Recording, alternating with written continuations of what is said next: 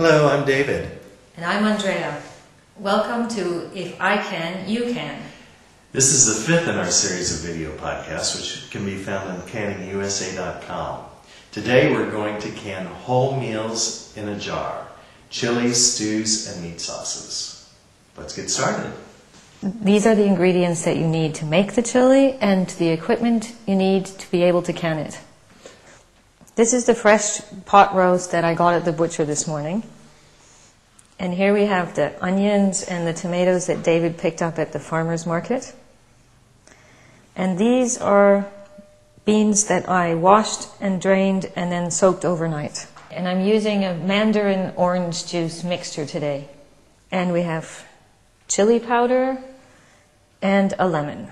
We need a cutting board and knives, a roasting pan, a large pot,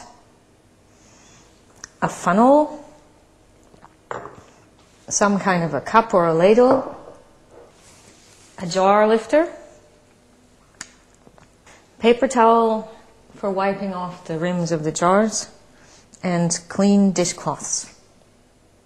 These are the jars which have been sterilized by running them through the dishwasher. We're going to can any meats in a pressure canner, and this is the pressure canner we will use today. To start, we've put our meat onto a roasting tray. And Andrea's put on a little salt and pepper. And we'll just slide that into a 450-degree oven. And we'll let that stay in there for about 10 minutes, and then we'll turn the meat, do it another 10 minutes, and then take it out for the chili.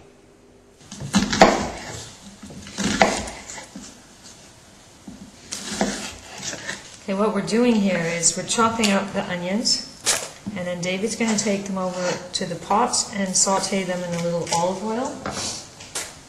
And when they've been sauteing for 3 or 4 minutes, we'll add the chopped tomatoes. All right. I like to can meals in a jar, because that way, if I'm in a hurry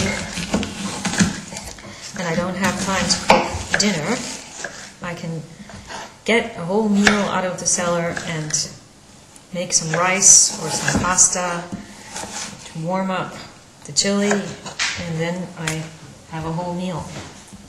And otherwise, if I'm away from home for one reason or another, someone in the family can also go downstairs and get a jar or two and warm it up. And all they have to do is just, spend 15 minutes in the kitchen and the meal is ready.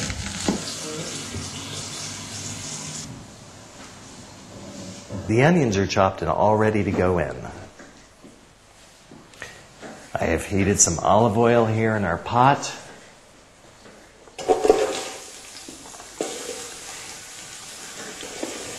Anytime I'm going to make something that's time-consuming, like a stew, chili, beef bourguignon, a meat sauce, I can easily make a very large batch and can it and get 4 or 5 extra meals, all for about the same amount of work. Our onions are just about translucent, so I'm going to add some chili powder.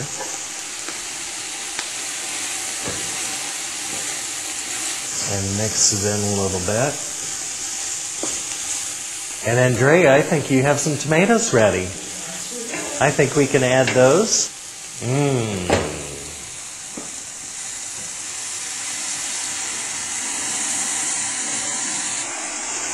These tomatoes are coarsely chopped, as were the onions. And because we'll be cooking this for 3 or 4 hours, those will cook right down.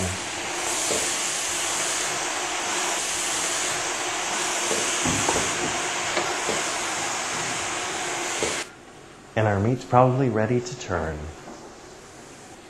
Anytime we put meat into a stew, we want to brown it first. We can do it in the oven, or we can do it in a skillet on the stovetop.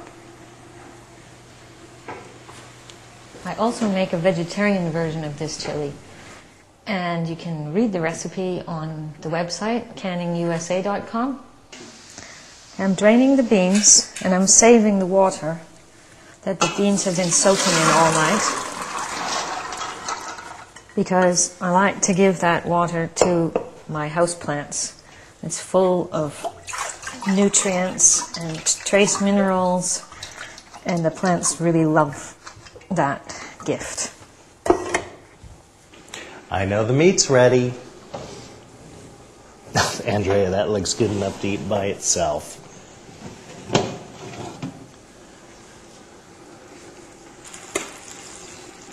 Let me lift that up so we can get all that good juice in there.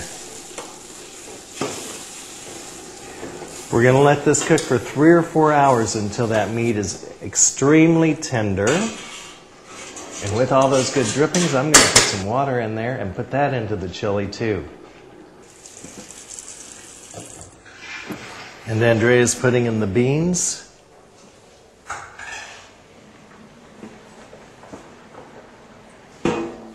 And the orange juice.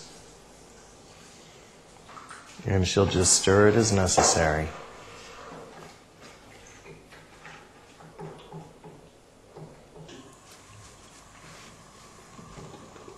It looks ready to me. What do you think, Andrea?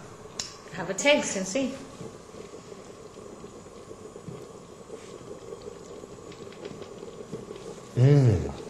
That's really good. Okay. Let's eat it all now. I've turned on the pressure canner so the water can come up to temperature while we're canning.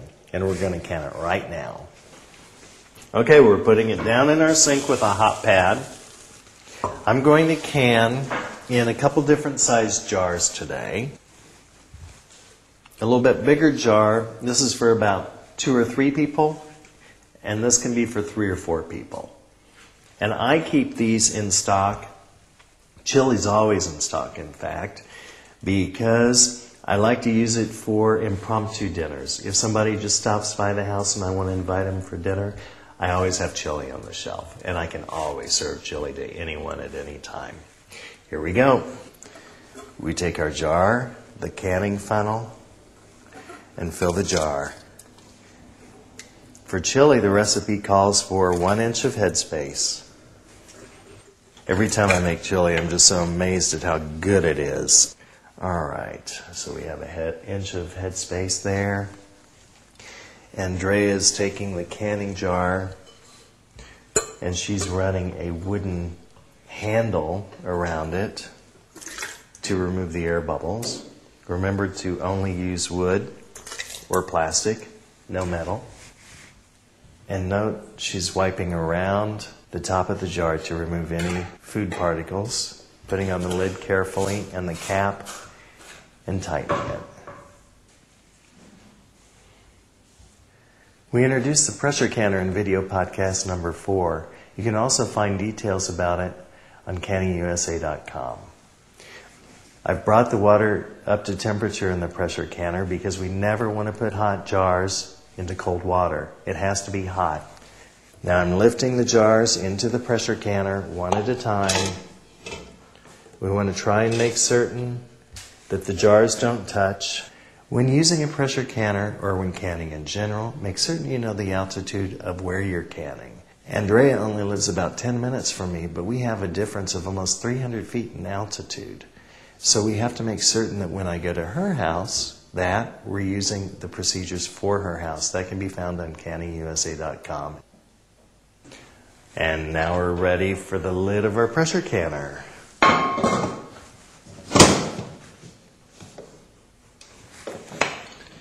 And I'm going to tighten alternating screws.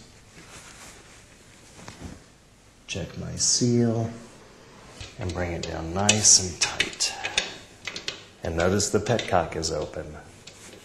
We're going to bring it up to 11 pounds of pressure and then process it for 75 minutes.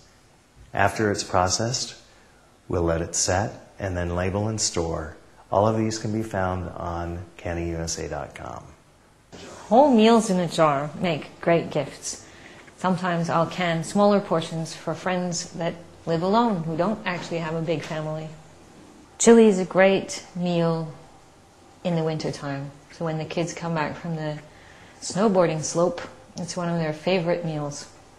They always exclaim that it warms them all back up nicely after their day in the snow. And the best thing about canning chili is there's always some in the house to eat. Goodbye. Goodbye.